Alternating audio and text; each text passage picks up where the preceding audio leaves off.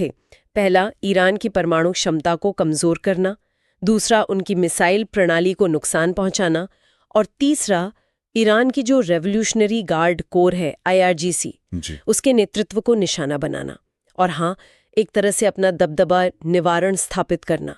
तो क्या ये सब हो पाया? पूरी तरह नहीं। स्रोत ये भी साफ करते हैं कि फोर्डो जैसे ईरान के कुछ परमाणु ठिकाने जमीन में बहुत गहरे बने हैं। हाँ, वो अंडरग्राउंड बंकर्स। जी, उन पर इन हमलों का ज्यादा असर नहीं हुआ।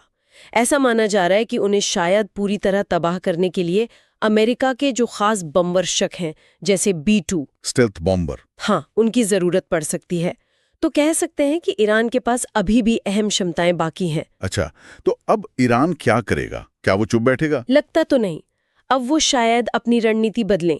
हो सकता है यूरेनियम संवर्धन तेज कर दें, मतलब परमाणु हथियार के लिए जो ईंधन चाहिए वो जल्दी बनाने लगे, या फिर छिपकर हमले करने का रास्ता अपनाएं, प्रॉक्सी के जरिए। मतलब तनाव अभी कम नहीं हुआ है, बल्कि शायद और बढ़ सकता है। और इसका असर सिर्फ इन 2 देशों तक सीमित नहीं रहेगा, है ना? बिल्कुल नहीं। इसकी लहरें पूरे मध्य पूर्व में महसूस की जा रही हैं। हिजबुल्ला लेबनान में, हूती यमन में, और दूसरे जो ईरान समर्थित गुट हैं, हाँ, प्रॉक्सीज, वो अब और ज्यादा चौकन्ने हो गए हैं। इससे लड़ाई के फैलने का खतरा बढ़ गया है। और ऊपर से होर्मुज जलडमरू मध्य को देखिए। हाँ, जो तेल व्यापार के लिए बहुत अहम है। बिल्कुल। वहां ईरान, रूस और चीन का एक साथ नौसैनिक अभ्यास करना, ये पश्चिमी देशों के दबदबे के लिए एक नई चुनौती की तरह देखा जा रहा है। और आर्थिक मोर्चे पर भी असर दिख रहा होगा। तेल की कीमतें, हाँ, दिखने लगा है। स्रोत बताते हैं कि दुनिया भर में तेल की कीमतें करीब 6% बढ़ गई हैं। शेयर बाजारों में भी थोड़ी घबराहट है, और लाल सागर, स्वेज नहर जैसे जो जरूरी समुद्री रास्ते हैं, वहां से जहाजों की आवाजाही पर खतरा मंडरा रहा है। कूटनीतिक स्तर पर क्या चल रहा है? अमेरिका का क्या रुख है?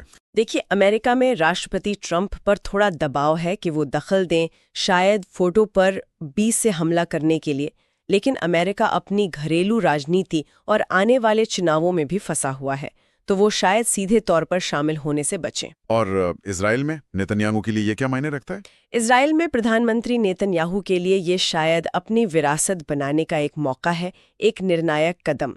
लेकिन इससे हालात और बिगड़ने और अंतर्राष्ट्रीय आलोचना झेलने का खतरा भी उतना ही ज्यादा है। और एक कानूनी पहलू भी है, आम नागरिकों के इलाकों पर हमले। जी हाँ, ये एक गंभीर चिंता है। अंतर्राष्ट्रीय स्तर पर सवाल उठ रहे हैं। कुछ जानकारों का मानना है कि ये हमले जिनेवा कन्वेंशन के तहत, मतलब युद्ध अपराध भी माने जा सकते हैं। ये तो जांच का विषय है। अब आते हैं भारत पर। इस सब का हम पर क्या असर हो रहा है या हो सकता है? भारत के लिए इसके कई मायने हैं।